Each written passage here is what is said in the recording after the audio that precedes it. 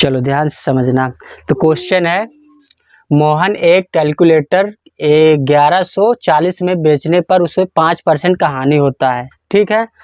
और तो वह कितने में बेचे इसको चाहे छोड़ो, कितने पर बेचे कि उसे 5% का लाभ हो, ठीक है। अगर 1140 में बेचता है तो 5% का हानि होता है, तो वो उसे कितने में बेचे कि उसको 5% का लाभ हो। तो उससे पहले बता दे, ट्रैफिक को कहते जाम, धारा सिंह है मेरा नाम। आप लोग ना हो परेशान, मेरी वीडियो से मिलेगा आप सभी को समाधान। बस वीडियो में लगाए रहिए ध्यान, हम क्वेश्चन को समझाएंगे एकदम आसान। तो जैसे क्वेश्चन बोला है कि 1140 पर बेचने 5% का हानि होता है, तो मतलब देखो कोई भी अगर 100% कोई भी संख्या हो, रुपया हो, कोई भी चीज़ हो, वो 100% होती है।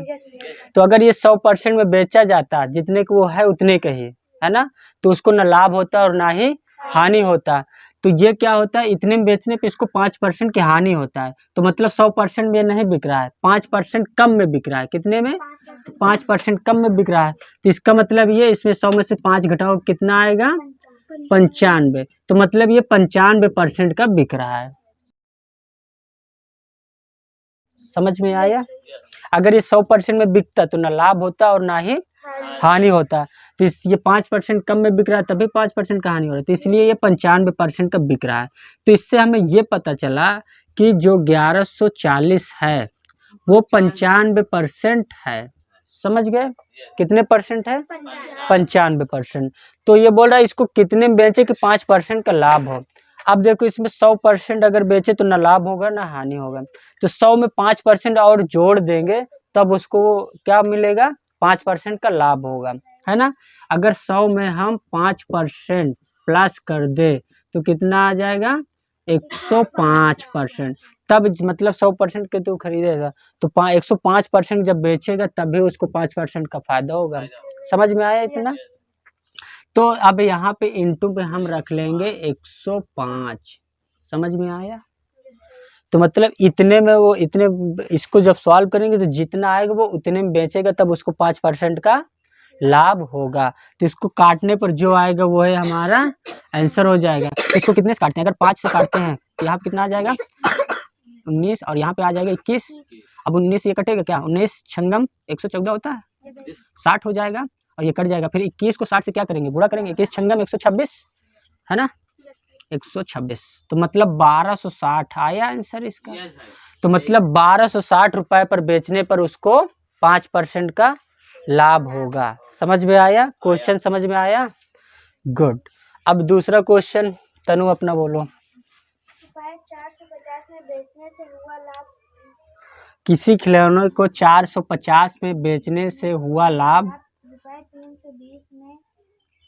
रुपए 320 में बेचने पर हुई हानि से 30 अधिक है। खिलौने हुई हानि से 3 अधिक है, 30 अधिक है।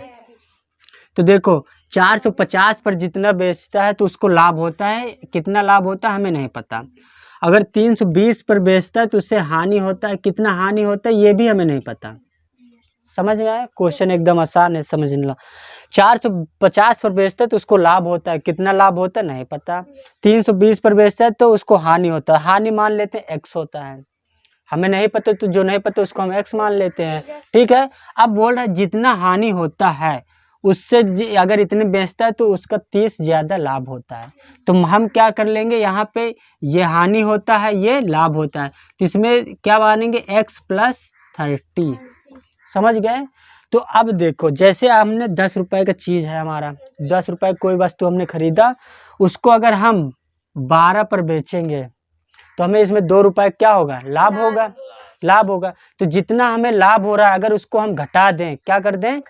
घटा दें, तो हमें जितने का हमने खरीदा तो वो पता चल जाएगा। तो इसमें ये क्या हो रहा है? लाभ हो रहा है ना, और इसमें क्या हो रहा है? ये हानि हो रहा है। तो जो अगर लाभ हम घटा देंगे तो जितने का हमारा वस्तु है वो उतना ही हो जाएगा। समझ में आया? अब इसी को 10 रुपए का हमने खरीदा था, अगर हम 8 रुपए का बेचे, कितने रुपए का? 8 रुपए का, तो हम अगर हमें कितने का लॉस होगा? 2 रुपए का। तो अगर जितना हमें लॉस हो रहा है उसको हम प्लस कर दें तो जितने का वस्तु है हमारा उतने का ही हो जाएगा। तो मान लेते हैं हमारा वस्तु यहाँ पे 10 रुपए का है, कितने रुपए का? 10 रुपए का। अब 12 पर बेचने पर हमें क्या हो रहा है? लाभ कितने रुपए का, 2 रुपए का। तो जितना लाभ हो रहा है उसको हम घटा दें तो इसके बराबर हो जाएगा। अब इधर ये लाभ वाला था, इस तरह देखो क्वेश्चन बनेगा ये वाला। इधर क्या है, मान लेते हैं 8 रुपए का हमने बेचा था तो हमें हानि हुआ, कितना हानि, 2 रुपए का हानि हुआ था ना, 2 रुपए। तो हम जितना हानि हो रहा है उसको हम प्लस कर देंगे, क्या कर देंगे, प्लस। तो अब देखो ये तीनों इक्वल हो रहे हैं, मतलब इसमें 12 में लाभ हो रहा है तो 2 रुपए का, तो 2 अगर घटा देंगे तो जितने खरीदे तो उतना आ जाएगा। और इधर जितना हानि हो, 8 रुपए में बेचने पर 2 रुपए की हानि हो रही थी, तो अगर 2 रुपए जितना हानि उसको जोड़ देंगे तब फिर हमारा क्रय मूल्य आए, जितने हमने खरीदा उतना आ जाएगा। इतना समझ में आ गया। तो इसमें जितना लाभ हो रहा था, बोला है ना कितने बेचने में जितना हानि हो रहा है उससे 30 अधिक इसमें लाभ हो रहा है। तो मान लेते हैं हानि x हो रहा है और इसमें 30x + 30 लाभ हो रहा है, तो हम लाभ इसमें क्या कर देंगे, घटा देंगे। समझ में आया। और इसको हम क्या कर देंगे, इसमें जोड़ देंगे तो ये हो जाएगा प्लस। तो इन दोनों के ये क्या आएगा, इक्वल ही आएगा। जैसे यहाँ पे देखो इसको सॉल्व करेंगे 10 आएगा और इसको सॉल्व करेंगे तब्बे पर 10 आ जाएगा। तो दोनों बराबर है ना, तो मतलब हमने 10 रुपए का खरीदा था, यहाँ से पता चल गया। तो सेम इसी तरह इसको क्वेश्चन को हम लिखेंगे और बना लेंगे। तो देखो क्वेश्चन क्या है, कैसे बनेगा, कितने रुपए का है वो हमें वस्तु पता चल जाएगी।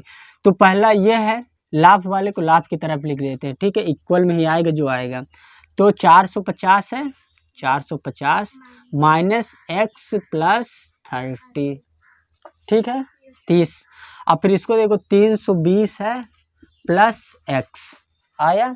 अब मतलब इसको सॉल्व करने पर जो भी आएगा वो क्या आएगा, ये उसकी वस्तु आएगी, मतलब ना ही उसमें लाभ होगा ना ही हानि होगा। तो अब देखो ये 320 है, ये x इधर प्लस में है, उस साइड ले जाओ या तो उसको इधर लेकर आ जाते हैं। तो ये x इधर माइनस में है ना, तो इधर x ओनली ये बचेगा, ये वाला x, और ये x जो माइनस में था इधर आ जाएगा प्लस में। तो x + x ऐसे लिख लो ताकि समझ में आने की 2x लिख दें, चलो 2x या x ऐसे लिख देते हैं। अब उसके बाद यहाँ पे 450 है, ये प्लस है ना, तो इसमें जोड़ देंगे तो 80 हो जाएगा, 480। और इस साइड ये किस में है, प्लस में है, तो इस साइड आ जाएगा माइनस में, 320 आ गया इतना। अब देखो ये x 2x इक्वल में, ये किसको सॉल्व करेंगे तो कितना आ जाएगा, 4 में से 3 गए 1, 20 में 80 में से 20 गए 60, 160 आ गया। अब x बराबर, इसको तो सॉल्व करना आता ही होगा, 2 से इसमें भाग करोगे तो कितना आएगा 80। तो मतलब x बराबर क्या आया, 80।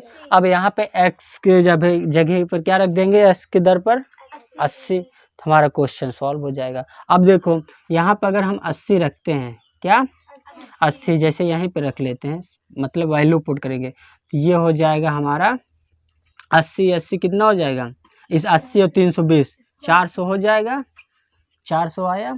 अब इसमें अगर x की वैल्यू पुट करते हैं क्या 80 है ना, 80। तो अब इस देखो इन दोनों को सॉल्व करते तो 80 आता, और फिर 80 घटाते तो क्या आता, 400 ही आ जाता। तो 400 आ गया दोनों तरफ, तो मतलब वो वस्तु कितने की है, 400 की। समझ में आया। तो इस तरह से ये क्वेश्चन हो गया सॉल्व। और किसी का क्वेश्चन है।